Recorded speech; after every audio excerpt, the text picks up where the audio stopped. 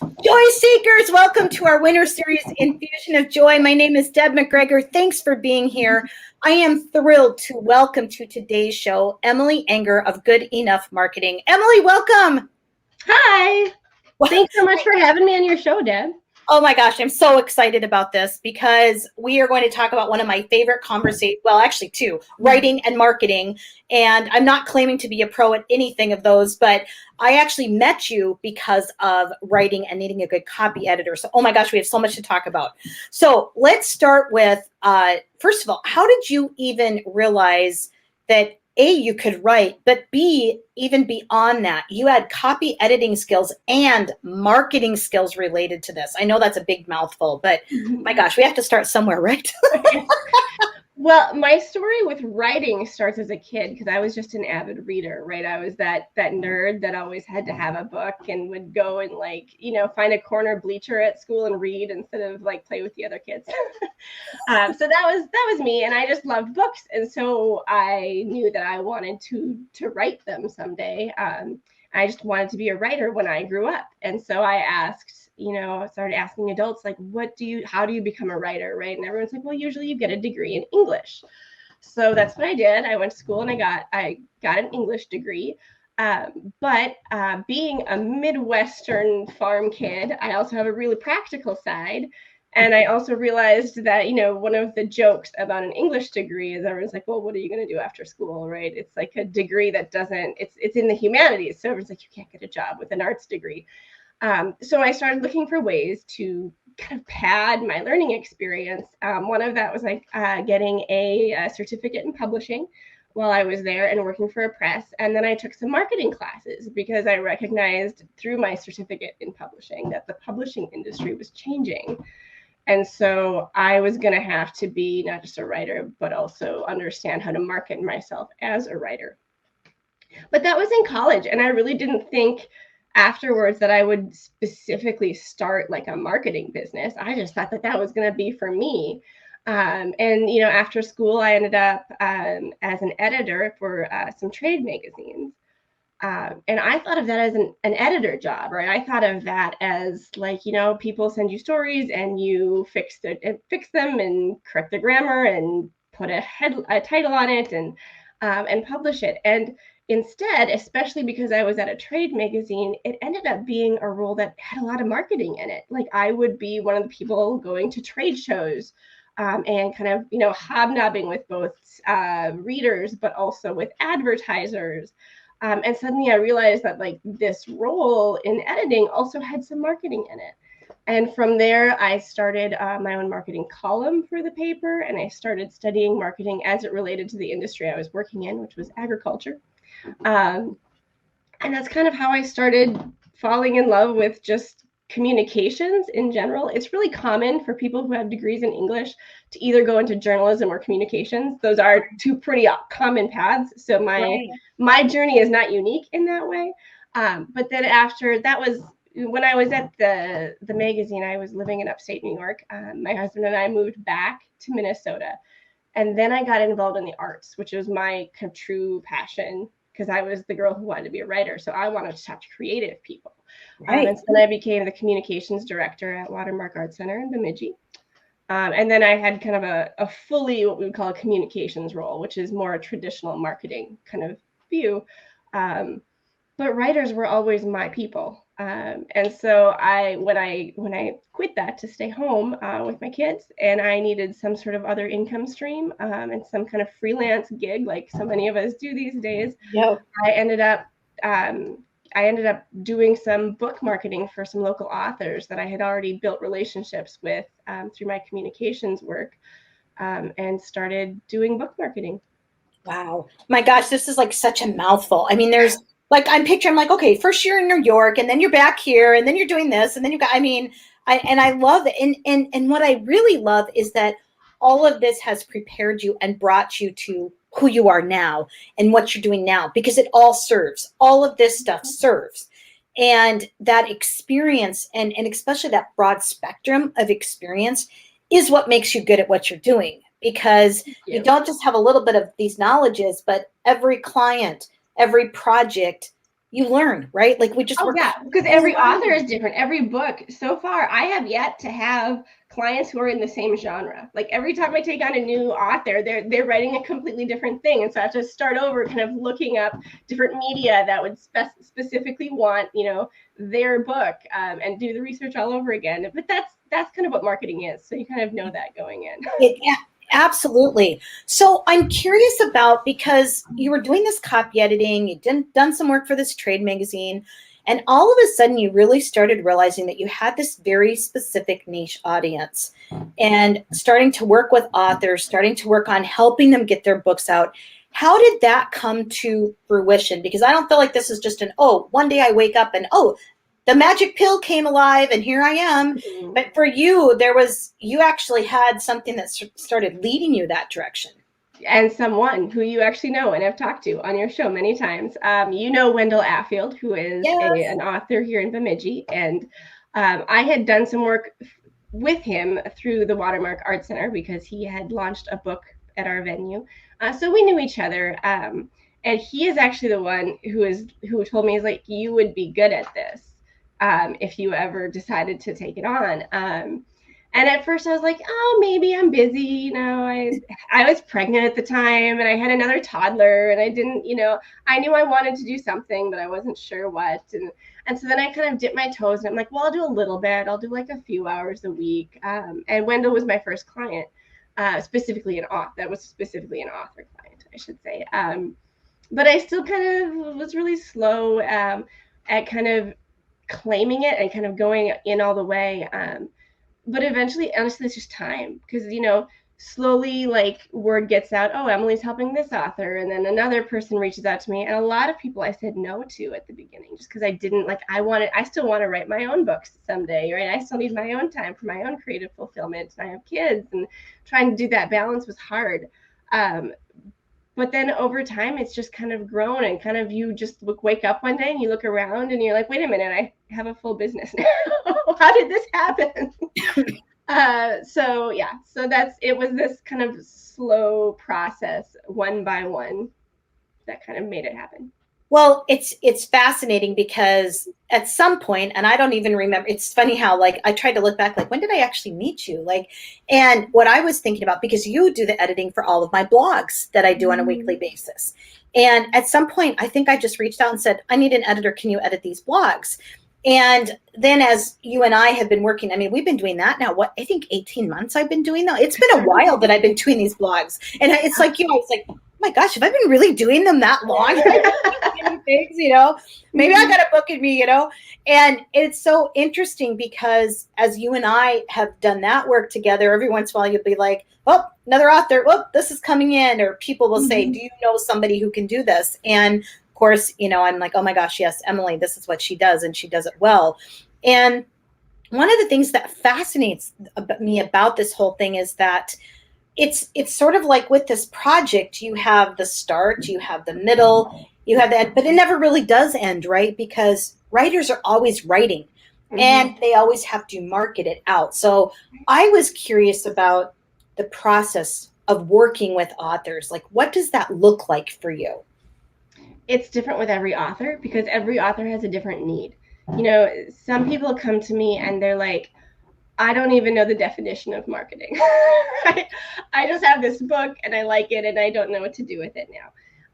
Some people come to me and they're actually pretty good at marketing, but maybe they're good at more traditional marketing versus digital marketing, or there's some specific segment that they do well and others that they struggle with. And some people come to me for stuff that's not even traditionally marketing. It just is in the process of creating a book. Like for you, like I edit for you. I don't market your stuff, but my role is more of an editorial one. I've also had authors who they wanted to self-publish, but they didn't know how to format their book.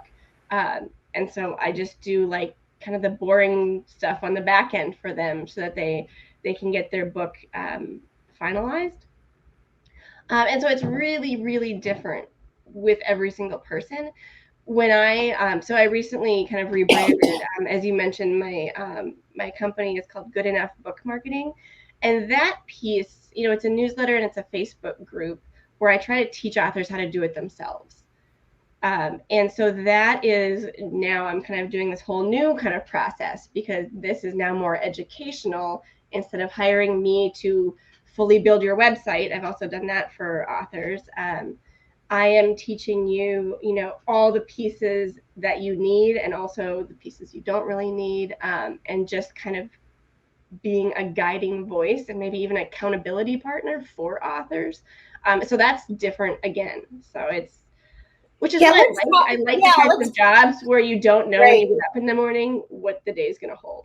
Absolutely. Well, and I want to talk about this for a moment, because one of the things you said is what you need to worry about and what you don't need to worry about. Because one of the things I think that happens in these spaces, it gets so cluttered.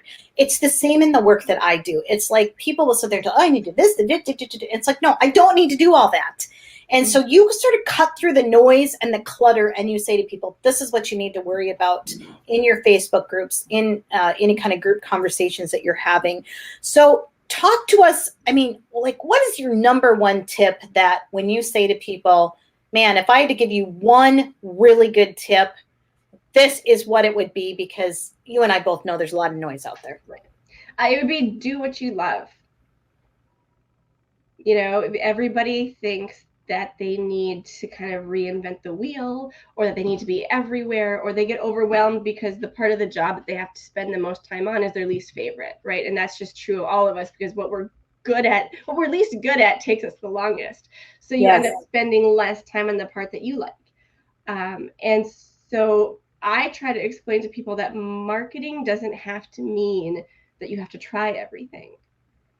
That the path that you like. So if you really love Facebook, but you hate TikTok, just do Facebook.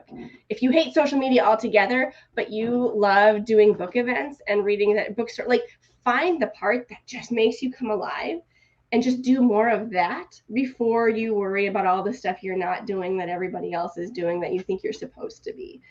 Marketing, I actually just did a post on this in my Facebook group. But people think that marketing is about experimenting with new paths, and actually basic marketing is about figuring out what has already worked for you and repeating that. So you'll repeat the same ad campaign if you have one that you got a great return on your money for, right? You just keep running that ad, don't stop, instead of finding another ad in another place. Like, just do the one that works and then lean into it. That would be that's what will cut through the burnout. The reason people are burnt out and think that they have to do it all, like, you won't feel burnt out if you do the part that you like. Yeah. Well, and one of my favorite things is, find what you do well, really hone in on that. And if you need to hire somebody for some of the other stuff, then do that. But I love what you're saying, because it's sort of like we're giving ourselves full on permission to completely play our bigger game and what it is that we do. And no one else is doing what we do. And that's what I love about what you're doing with authors, or with training people to be their own best advocate, is be the best you, play your bigger game, and stop worrying about everybody else. That is, number one, it's so distracting, but number two, it's such an energy waster for us, right? Mm-hmm. It's a huge energy waster. And as a creative person myself, and as a writer, like, this is the advice that always frustrated me, right? It's like, once upon a time, like, all my hero authors got to just write, right? They got to just, like, go in a secluded cabin somewhere and just write and just cut away from the noise and disconnect from society and write beautiful poetry or essays or whatever. And we can't do that anymore. And it's frustrating. And I would hear so much advice about what you should do these days as a modern author. And it was just overwhelming. And it's like, well, when are you supposed to write? Like, if you're doing all of these things and you're wearing 20 hats, which we all are, this is not just for authors. Every job out there has now multiplied into 3 at least jobs. But then you can't do the part that really matters. And especially for authors, unlike other jobs, you're creating content, and there's nothing to market if you're not creating the content. Yeah, absolutely. And so even other book marketers that I follow, they're marketers first, and more than they understand the artistic piece.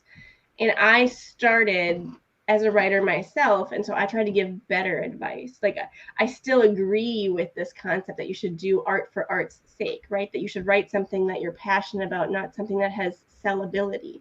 Yeah. But I think there's still a way to sell that, right? And so it's just the same conversation, but from a perspective that is more manageable for a writer. Yeah. And when we are doing what we love, the passion shines through anyway. It is going to attract the right people because it's who we are. It's who we are at the core. And I cannot tell you how many times I've wrestled with that in my own head, where I'll sit down and say, okay, this is what I want to write about. And I think, oh, but can that sell? Can that this? Can that? And I finally was like, how many clicks will that get? Yeah. It's like, okay, put it aside, just start writing it. And as you know, some of my blogs, I know that my better blogs are when I just sit down and write about what's going on right now or what's happening. And those are usually the ones where you write back and like, how did you read my mind? Or how did it's like, because if it's happening for me, it's happening for somebody else, right? It's just so true. It's just so true. Right. Talk to us. Oh, go ahead. Sorry. You're not supposed to think about the audience when you're an artist. And yet marketing teaches that you have to think about the audience. And so all of us, because social media has made all of us amateur marketers, that we're all marketers for ourselves and our own personal brand on our personal pages, right? And so now we're thinking too much about the audience. And so it's like we need a shift again, back to not caring so much about the end of the pipeline. Yeah. If this is reminding me actually of the Brain Audit, the book, The Brain Audit. And one of the things he talks in there about is when you find that person who loves what you do and just embraces your work, interview them. Because what you're doing is you're already bringing out your best self and your best work to the world. Now let's find out who that the person that's purchasing, because then you can get that concept of, oh, these are the people that probably are going to benefit the most from this, right? So but I love that perspective that you're bringing into this. Let's talk a little bit about this Facebook group, because there's probably going to be people, in fact, I believe that there are people watching right now that are like, I want into this Facebook group. Talk to us about it. How do people get into it, and what can they expect when they are a part of it? Okay, so it's a paid group. It's a whole $3 a month. And so the way you get in is you go to my website, emilyenger.com, and there'll be a button on the homepage that you can see that'll guide you how to sign up for the subscription. And once you sign up, you'll get a link to the Facebook group, and you go in from there.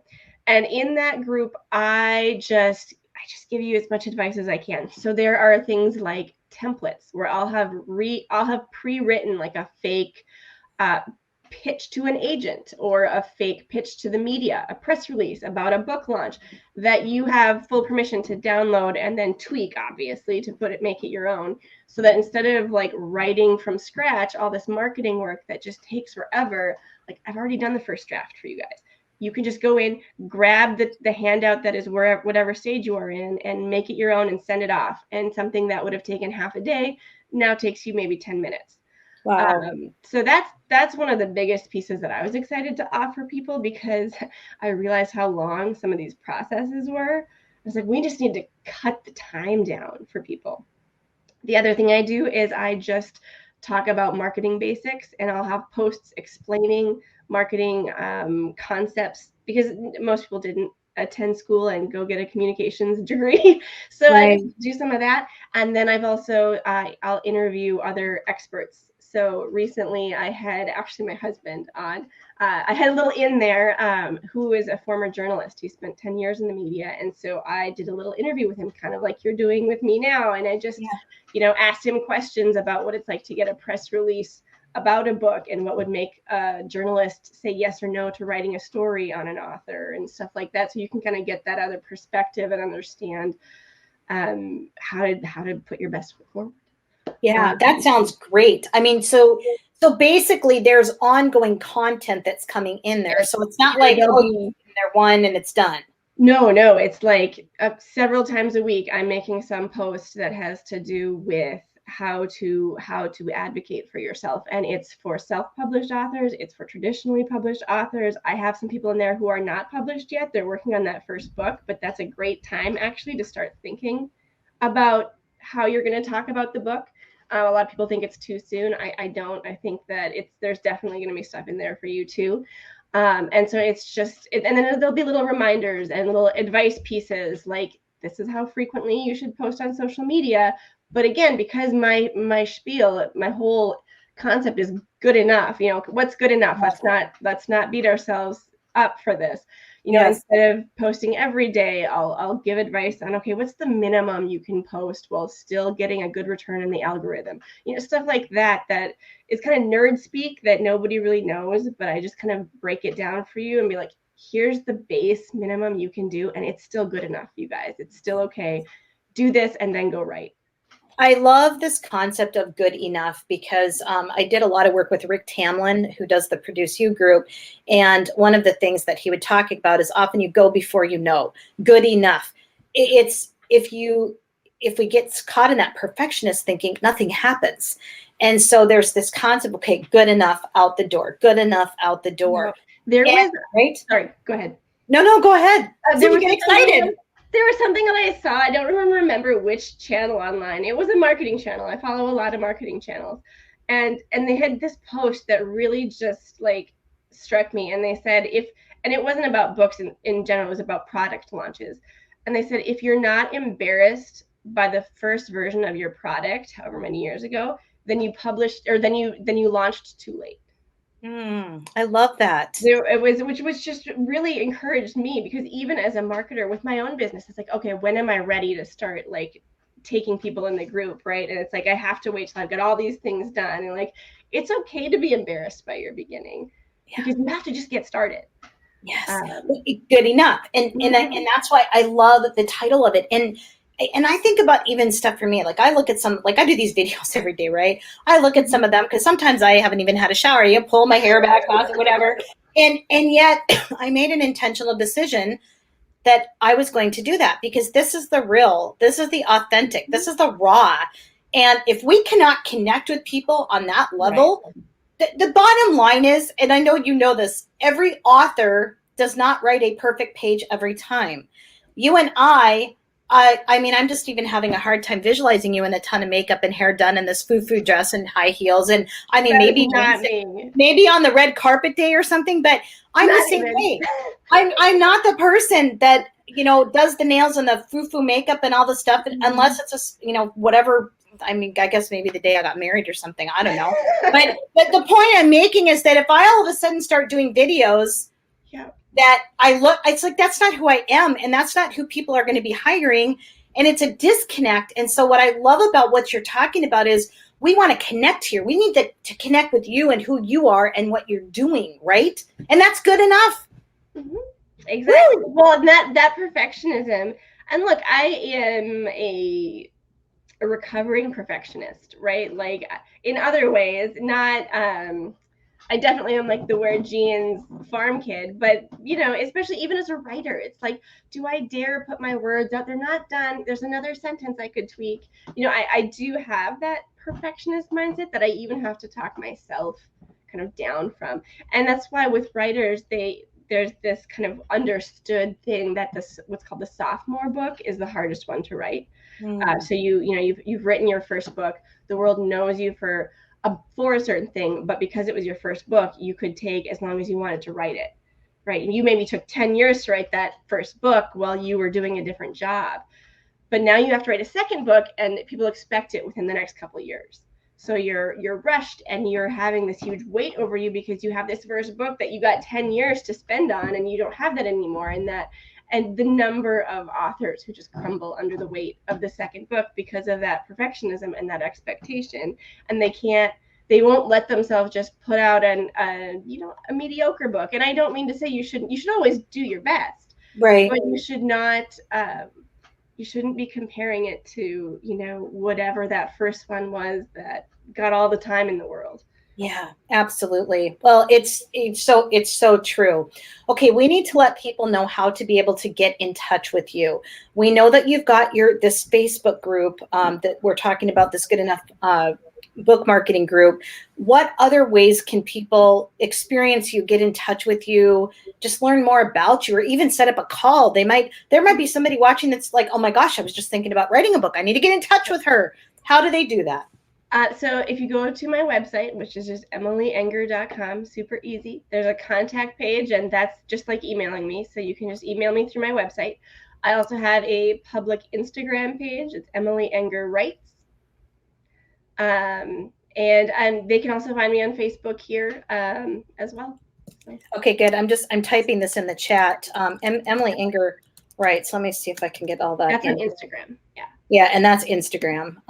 Okay, there I got. Yeah, I got emilyinger.com for your website. Whoops. Okay, that's something kind of went weird. Just a minute. I got to get your Insta on there better, because I am sure that. Okay, now it's taking it. I had a little internet glitch. See, it wasn't good enough for the moment. Of course that had to happen, right? Of course. If somebody contacts you, tell us a little bit about what that conversation looks like with you, in terms of maybe somebody that you would want to work with.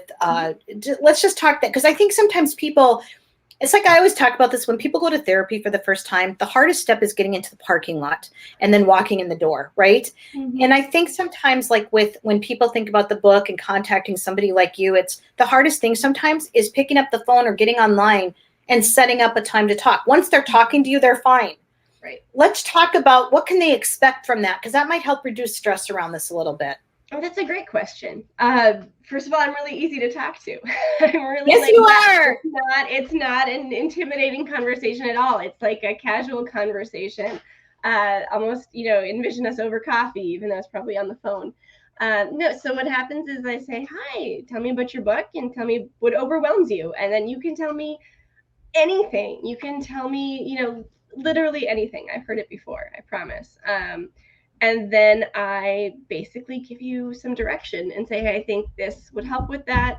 Or maybe my Facebook group would help with that. Or maybe my Facebook group would not help with that. And actually what you need is, you need a cover designer, and let me send you a list of people I know who can help you with that, or stuff like that.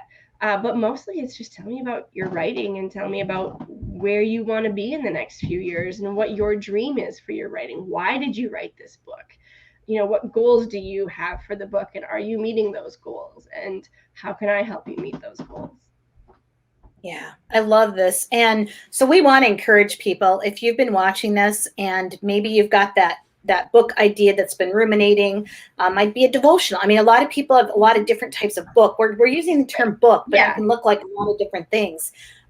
Reach out to Emily, get in touch, start following her on Instagram, check out her website. I know for me, one of the things I really like to do before I ultimately work with someone, I check them out a little bit, right? Mm-hmm. I look at some of the works that they've done. I look at some of their projects and I think, okay, yeah, I can see this being a good match for me, and then reach out for that conversation, because it's just a conversation. It's a starting point to say, hey, is this a good thing? And there's no commitment fee, like, to talk to me. Like, I don't expect that just because you talk to me means you're going to work with me. By any stretch of the imagination. I love books. I also know it's hard to make a living as a writer. There's not a lot of money to go around to pay somebody else to do stuff. That's why I made a Facebook group to teach you to do it yourself for $3 a month. It's really low key. And if you go and you kind of look through my own Facebook or my Instagram, you will just see a big nerd who posts a bunch of, quotes from, Victorian era literature. Like, it's not going to be anything that intimidates you, I promise. Yeah, I love reading your Instagram. When you put those up, I'm like, oh, this takes me back to 8th grade English with Mrs. Biscup, I mean, I love it. I am like so all in. I love this. Well, Emily, I've got the cough that we've been talking about. I want to thank you so much for coming in to talk to us today on the Infusion of Joy. I'm just so thrilled for you. And I think you really have found a great place and really are meeting a great need for people. And it's something you're passionate about, exactly like what we talked about. So thank you so much for joining us today. Well, thank you, Deb. I really appreciate coming on and talking with you. So. Yeah, thank you. And just reminding you, get in touch with Emily, emilyinger.com, or Emily Inger Writes. You can find her on Instagram as well. Thanks so much for joining us, everyone, today for today's winter series, Infusion of Joy. And reminder, next week, we've got Amy and Peter Minke with Minke Wellness. It's going to be an amazing program. They do some incredible wellness techniques. They are trained in things that just like literally less than 50 people in the United States are trained in. They have people that fly in all over to work with them. And you're going to learn more about that and the work they're doing in the world. So thanks everyone for tuning in. We want to remind you to live joy and share joy. And thanks again, Emily. Bye.